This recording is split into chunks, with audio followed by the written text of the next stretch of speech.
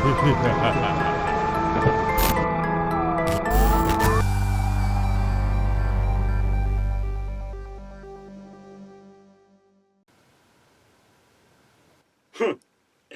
still got it. Alright, let's do this thing.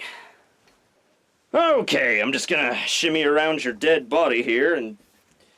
Okay, you know what? Screw it, I got a thing to do. Jackass. Freaking clean that up later. Okay, greetings everyone, and... It's nice to see you again. Vampire Tekking here, and welcome back to the 13 Nights of HoroWeen, where we count down the top 13 best villains and antagonists in the One Piece story. See? I can do it. It's not that hard. Actually, I'm going to do one step better than that jag-off, because he actually forgot to give you the poll results for Kizaru last episode. Seriously, how could you forget that? Well, here you go. Here's how Kizaru ranked. Here's how many votes he got. Right here, best Tekking. Alright, this one is going to be the 11th best One Piece villain and antagonist in the story, and just like Jonathan, this character is actually non-canon, as in he does not appear in the manga, but it's a character that goes by the name, actually goes by the letter of... What's that? What's this hard rock music playing all of a sudden? Oh god, it's getting loud! What the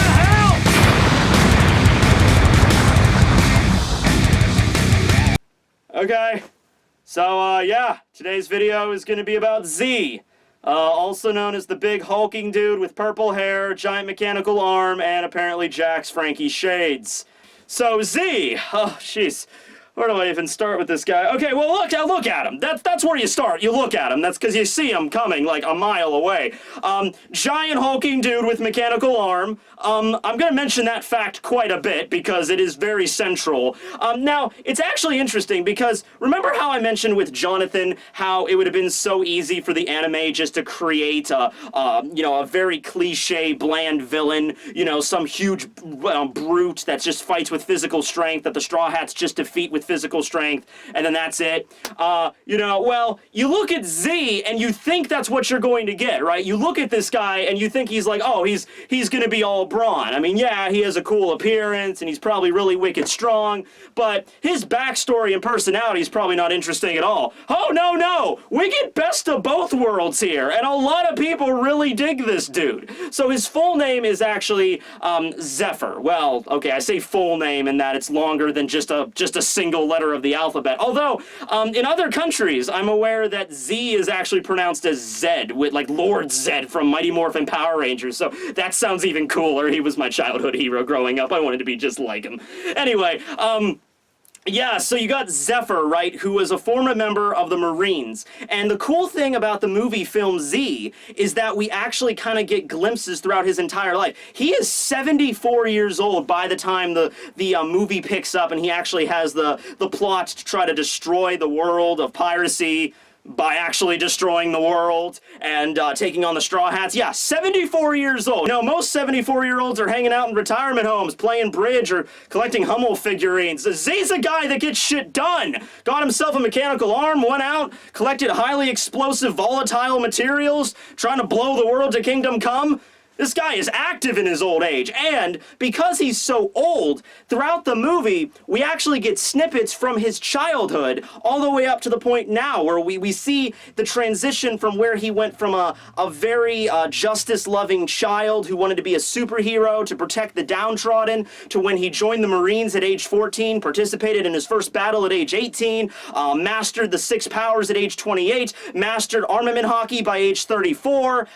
We get to see him all throughout this legacy. Eventually became an admiral at age 38. This was around the same time that Sengoku would have been an admiral. Garp was in his prime at this time. Garp was not an admiral. He didn't care for that very much, but he was still he was admiral class at this point. This is the same time, you know, Roger and Shiki were going around doing their nefariousness, so he's probably had quite a few battles with those pirates back in the day. Except things started to take a little turn for the worst at this point. I believe at the age of 40, his wife and his newborn, not his newborn son. He was like a little bit old, but his wife and son were killed by a pirate, which made him want to just resign from the Marines. They managed to convince him to stay on, kind of the same thing with Garp. Garp wanted to resign after the events of Marineford, and they're like, hey, just stay on and be like sort of like a figurehead, sort of like a recruitment tool for the Marines, and instruct the new generation coming in, but we still need you to be here. So that's what he did. He became an instructor, and a lot of the Marines throughout the story, and that's one of the cruxes of the movie film Z, is that there were so many Marines, admirals included, like Kizaru, that were trained by Zephyr or by Z. And so that was one of the things where it's like they have to take him in because he's doing nefarious acts, but it's like they're his students, his pupils, and that makes the final battle of that movie just a major tearjerker, right? Well, even after the death of his family, because he always hated pirates. He was somebody that, he has this ideal of justice that's kind of lost on a lot of, characters in One Piece. Because one of the trends of One Piece, one of the things the themes that Oda likes to present is justice is never something concrete. Even something that you might find as just, like, okay, we're gonna fight for the Marines and we're gonna bring in all the pirates. Something like that sounds all good on paper, but then you end up in the situation where there are pirates that are not actually doing anything all that bad, and the Marines that are the ones that are actually the bad people. And that kind of mixes it all up. There's no such thing as like true justice. And that's just as true in our world as it is in the One Piece world, okay? So yeah, he was growing up with this ideal vision of the world, like, I'm gonna be a superhero, I'm gonna be a Marine, and I'm gonna bring in all the ne'er-do-wells. And then he finds out throughout his life that the Marines are not always the good guys, that the battle is not so clearly defined as good versus evil, even though that's what you would want it to be in a perfect world. It's just not the way it is. Eventually he lost an arm. I think he was 60 when that happened, or 65, in his 60s when he lost an arm by a pirate that would later become a member of the Warlords. Get back to that in a second, because that was something that was just kind of mentioned in the movie as sort of like a throwaway, but was never really like elaborated upon. Like, who was it? Have a theory. Like I said, hold on to that. So he gets outfitted with this giant freaking buster arm thing that it functions as a gun and a cannon, and just, it's in general just an amazing thing to look at, just a very striking appearance there, which is funny because when he gets that thing destroyed at the end of the movie, when it gets knocked off during his fight with Luffy, we actually see that he has like a normal prosthetic under it. So it's like he could have had a ordinary arm even after getting his arm cut off. He could have had a semi-normal looking arm, but decided to outfit himself with the freaking buster, thing, like, which, I mean, if you got the option to go for it, I can imagine he was on the operating table. Probably Vegapunk was the guy that did the surgery. So I can imagine, like, I think it was at age 70 when he got the arm attached to him, he's on the freaking operating table, Vegapunk's working on him, and he's like, okay, well, I fitted you with a prosthetic. It looks pretty much the same as your ordinary arm. We could just leave it at that. Or I'm also working on this thing over here. Long story short, I could attach a machine gun / cannon to your arm, if that would be cool with you. And of course Z is like, what are you cool with me? Why are you even asking? Just attach it. Actually, you know what? I'll gas myself. Just put it on. So this is what we get, right? Pretty imposing, I have to say. And it's outfitted with Sea Prism Stone, which allows him to just kind of whip his arm around and just chokehold pirates or like bitch slap them into the freaking ocean. Very formidable weapon there. And like I said, he's also got mastery of the 6 powers and armament hockey. He apparently mastered armament hockey to the point where he was known as Black Arm Zephyr. Now keep in mind, by the way, whenever somebody uses armament hockey, their arm turns black, okay? So this isn't like a specific thing that just happens with Zephyr. So because of the fact that he was actually given the epithet Black Arm, I think is like, that's the title that goes to the person in the Marines that has the strongest armament hockey, period, for him to actually have the title, because everybody's arms turn black when they use armament, but he brings it to a whole new level, all right? Well, yeah, so the reason why he turned traitor with the Marines, the reason he really decided just to say screw it and start his own organization, the Neo Marines, was because the guy that cut off his arm, who was a pirate, eventually ended up becoming a member of the Warlords, and that was a year before the actual events of the movie. So that was actually during the time skip that happened. 1 year into the 2-year time skip, somebody was made a warlord, and that pissed off Zephyr to the point where he's like, screw this! And he decides to leave, take his 2 subordinates, and, you know, fire up his arm, get ready to go, and find these not Dino Gems, that's Dino Thunder, that's Power Rangers, that's something else. Dino Stones, that's what I'm talking about. And you get these things at these certain strategic placed endpoints, and they'll, like, destroy the world. And I guess in theory, it'll also destroy all the pirates, you know, in theory. It's actually funny, near the end of the movie, Zephyr was just kind of like, I knew my plan wasn't gonna work, but I made it pretty far. You gotta give him credit for that, I suppose. So who is this warlord, though? Who is the warlord that hacked off his arm? Immediately I wanted to say Mihawk, because I thought that would have just been hilarious. You know, the Zephyr is on a freaking boat, and then all of a sudden Mihawk just crosses the path, and he's like, you're in my way, and then just starts hacking people up. But that doesn't really work. Mihawk would have been on the level to fight against Zephyr, but I don't think it was him. Actually, it couldn't have been him, because the person was invited to join the warlords during the time skip. So all of the original warlords, you know, Hancock, Moria, Crocodile, Doflamingo, Mihawk, they're all out immediately. That leaves us with 3 options. Buggy. You never know, okay? You just never know. Okay, Buggy's out. It wasn't Buggy.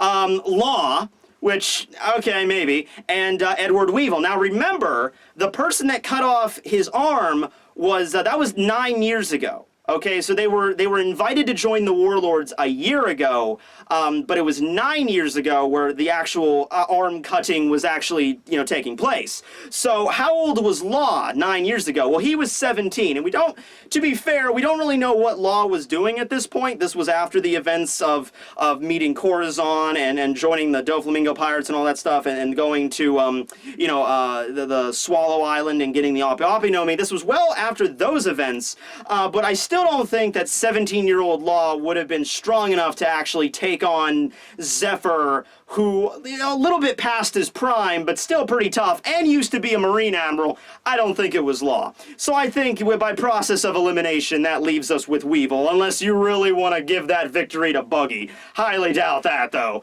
It was Weevil that probably did it, who was already immensely strong. The aging fits, you know, the timing works when he was joining the Warlords. Maybe we'll get a reference to that. Probably not, but if there's ever, like, a movie character that should become canon and get, like, a whole freaking, there's so much of Z's backstory touched upon in the movie. I would be fine with, like, an entire prequel movie just focused throughout his life. Like, an hour-and-a-half movie where Zephyr is the main character, probably never going to do that, because having a One Piece movie where the main characters aren't the Straw Hats, probably not a good idea in terms of marketing, but still, I would enjoy that, like an OVA, an episode special. I mean, the really sad thing is, when we get really cool characters like Zephyr or like Jonathan, who are not canon, they're really cool at the time, but after their movies have aired, after the hype dies down, everybody forgets about them. At least let me clarify that. The animation department and Toei and all those people, they forget about them. You know, we have like a bunch of, we had that filler arc, The Silver Mine, leading up to Film Gold, and we even had that special, you know, Heart of Gold.